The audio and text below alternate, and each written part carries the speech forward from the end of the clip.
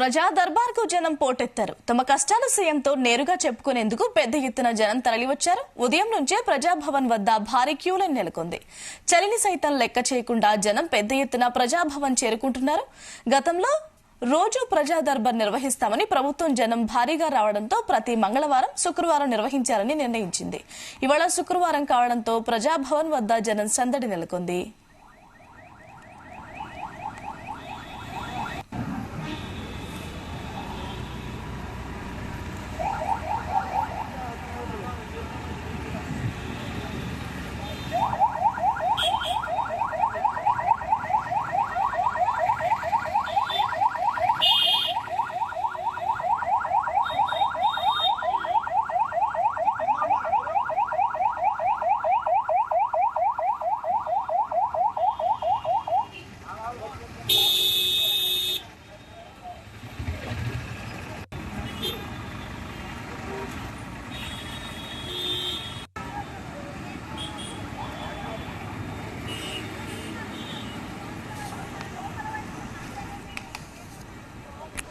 ప్రజా దర్బార్కు జనం పోటెత్తారు. తమ కష్టాలు సీఎంతో నేరుగా చెప్పుకునేందుకు పెద్ద ఎత్తున జనం తరలివచ్చారు. ఉదయం నుంచే ప్రజాభవన్ వద్ద భారీ క్యూలైన్ నెలకొంది. చలిని సైతం లెక్క చేయకుండా జనం పెద్ద ఎత్తున ప్రజాభవన్ వద్దకు చేరుకున్నారు. గతంలో రోజు ప్రజా దర్బార్ నిర్వహిస్తామన్న ప్రభుత్వం జనం భారీగా రావడంతో ప్రతి మంగళవారం, శుక్రవారం నిర్వహించాలని నిర్ణయించింది. ఇవాళ శుక్రవారం కావడంతో ప్రజా దర్బార్ నిర్వహిస్తున్నారు. రైట్గా దీనికి సంబంధించిన అప్డేట్స్ తెలుసుకుందాం. మా ప్రతినిధి సతీష్ అందిస్తారు. సతీష్, గాయత్రి, ఉదయం నుంచే ప్రజాభవన్ కి ప్రజలు పెద్ద ఎత్తున పోటెత్తారు. తమ సమస్యలు చెప్పుకోవడానికి కూడా భారీగా తరలి వస్తున్న పరిస్థితి కనిపిస్తుంది. మనం విజువల్స్ చూస్తున్నాం. ఉదయం నుంచే అంటే చలిని కూడా లెక్క చేయకుండా ప్రజలు తమ సమస్యని ప్రభుత్వానికి చెప్పుకోవడానికి పెద్ద ఎత్తున కూడా ప్రజాభవన్ కూడా చేరుకుంటున్నారు. అయితే ఇక్కడ ఈ బేగంపేట పరిసర ప్రాంతంలో కూడా ప్రజలు పెద్ద ఎత్తున భారీగా ట్రాఫిక్ జామ్ పరిస్థితి కనిపిస్తుంది. దాదాపుగా ఇటు పంజాబ్ నుంచి మొదలుకుంటే బేగంపేట వరకు, ఇటు బేగంపేట నుంచి మొదలుకుంటే ఇటు పన్నగుట్ట వరకు కూడా భారీగా ట్రాఫిక్ జామ్ పరిస్థితి కనిపిస్తుంది. అయితే ఉదయం నుంచి భారీగా పబ్లిక్ అంతా కూడా తమ సమస్యలు చెప్పుకునేందుకు ఆర్జీలతో సహా వచ్చినట్టు పరిస్థితి కనిపిస్తుంది. దీంతో పోలీసులు అక్కడ అలర్ట్ అయ్యి ప్రతి ఒక్కరిని కూడా క్యూ లైన్ లో నిలబెట్టి మరి పంపిస్తున్న పరిస్థితి కనిపిస్తుంది. ఈ యొక్క ప్రజాభవన్ పరిసర ప్రాంతాల్లో భారీగా పోలీసులు కూడా మోహరించి ప్రతి ఒక్క సమస్య కూడా చెప్పుకునేందుకు కూడా పోలీసులు కూడా అవకాశం ఇస్తున్నారు. మనం చూస్తున్నాం. విజువల్స్ దాదాపు 2 కిలోమీటర్ల మేర మొత్తం క్యూ లైన్ ఉన్నటువంటి పరిస్థితి కనిపిస్తుంది.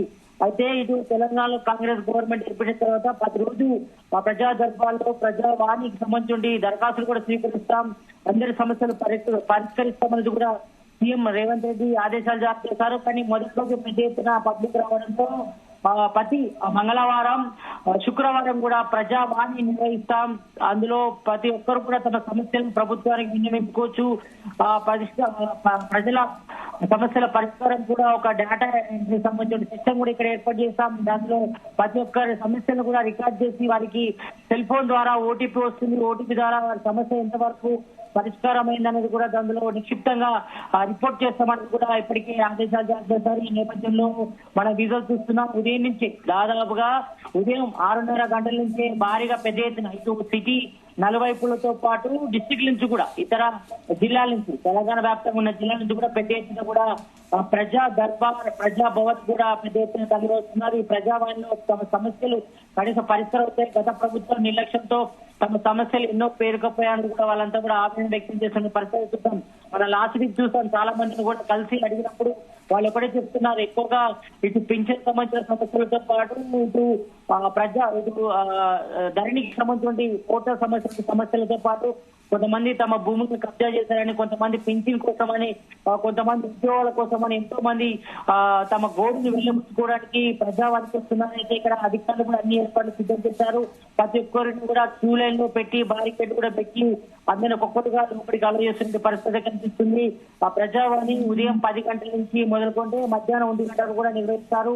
ఈ ప్రజావాణిలో ప్రజల దరఖాస్తులని ఇటు ప్రభుత్వ అధికారులతో పాటు ఒక 2-3 మినిస్టర్లు కూడా ప్రజా సమస్యలు విని వారి సమస్యల పరిష్కారం కోసం కూడా మార్గాలను కూడా తీసుకుంటారు. దాంతో పాటు సంబంధిత అధికారులకు కూడా అలర్ట్ చేస్తారు. అలర్ట్ చేసి సిస్టమ్ లో వారి సమస్యలను నిక్షిప్తం చేసిన తర్వాత వారికి ఒక ఓటీపీ వస్తుంది. ఓటీపీ ద్వారా వారి సమస్య ఎంతవరకు వచ్చింది, ఎంతవరకు పరిష్కారం అయింది కూడా మొత్తం అంతా కూడా సెల్ఫ్ మెసేజ్ వస్తుంది కాబట్టి దీనిపై కూడా కొంతమంది పబ్లిక్ కూడా ఆశాభావం వ్యక్తం చేస్తున్నారు. ఇప్పటికైనా ఈ గవర్నమెంట్ లో తమ సమస్యలు పరిష్కారం అయితే తమకంటూ ఒక భరోసా వచ్చిందని కూడా వాళ్ళంతా కూడా నమ్ముతున్నారు. కాబట్టి మనం డీటెయిల్స్ చూస్తున్నాం. ఉదయం నుంచి కూడా ఈ ప్రజా దర్బార్కి ప్రజా భవన్ లో ప్రజావాణి వినిపించేందుకు కూడా పబ్లిక్ కూడా పెద్ద ఎత్తున కూడా ప్రజా భవన్ కి తరలి వస్తున్న పరిస్థితి కనిపిస్తుంది.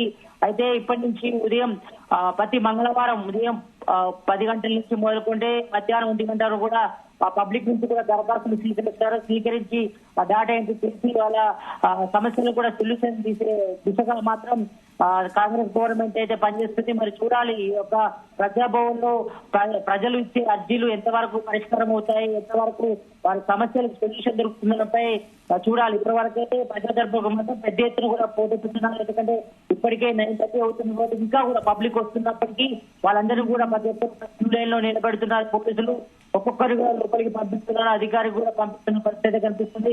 ఇక్కడ పెద్ద ఎత్తున కూడా పోలీసులు భారీగా మోహరించారు. ప్రస్తుతానికైతే ఇక ప్రజాభవన్ సంబంధించిన దరఖాస్తు ప్రక్రియ కూడా ఇంకా ప్రారంభంగా ప్రతి ఒక్కరు కూడా క్యూ లైన్ దాదాపుగా 2-3 గంటల నుంచి కూడా క్యూ లైన్ లో కూడా వేచి చూస్తున్న పరిస్థితి కనిపిస్తుంది. మరి కాస్త ప్రభుత్వ అధికారులతో పాటు మంత్రులు కూడా ఇక్కడికి వచ్చి ప్రజల యొక్క అర్జీలను తీసుకొని వారి సమస్యలను కూడా సంబంధిత అధికారులు కూడా అటాచ్ చేసి దానికి సంబంధించిన డేటా చేసి తర్వాత దానికి సంబంధించిన అధికారులకు అటాచ్ చేసిన తర్వాత సమస్యలు పరిష్కారం చెప్తున్నారు. కాబట్టి మరి చూడాలి ఇప్పటికైనా ఈ కాంగ్రెస్ గవర్నమెంట్ లో ప్రజా సమస్యలు పరిష్కారం దొరుకుతుందా లేదా అని చూడాలి. మరి ప్రజావానికి మాత్రం విశేష స్పందన వస్తుందని చెప్పుకోవచ్చు. ఎందుకంటే లాస్ట్ వీక్ కూడా మనం చూసాం ఒక్కరోజే అంటే ఇటు తెలంగాణ గవర్నమెంట్ ఏర్పడిన నెక్స్ట్ డే నుంచే ప్రజా దర్బార్లో ప్రజావాణి ఇంటించుకుని చాలా మంది పెద్ద ఎత్తున వస్తున్నారు. కాబట్టి దీనికి సంబంధించి కూడా ఇక్కడ అన్ని ఏర్పాట్లు చేశారు. కాబట్టి మనకి పెద్ద ఎత్తున సక్సెస్ రావడంతోనే టైం కూడా చేంజ్ చేస్తారు. ప్రతి వారం మంగళవారం శుక్రవారం కూడా ప్రజా భవన్ లో ప్రజావాణి వినిపించేందుకు కూడా దరఖాస్తులు స్వీకరిస్తామని చెప్పారు. కాబట్టి మరి చూడాలి ఇప్పటికైనా పబ్లిక్ ప్రజా సమస్యలకు సొల్యూషన్ దొరుకుతుందా లేదా చూడాలి. మనకి Gayatri. Right Satish, thank you.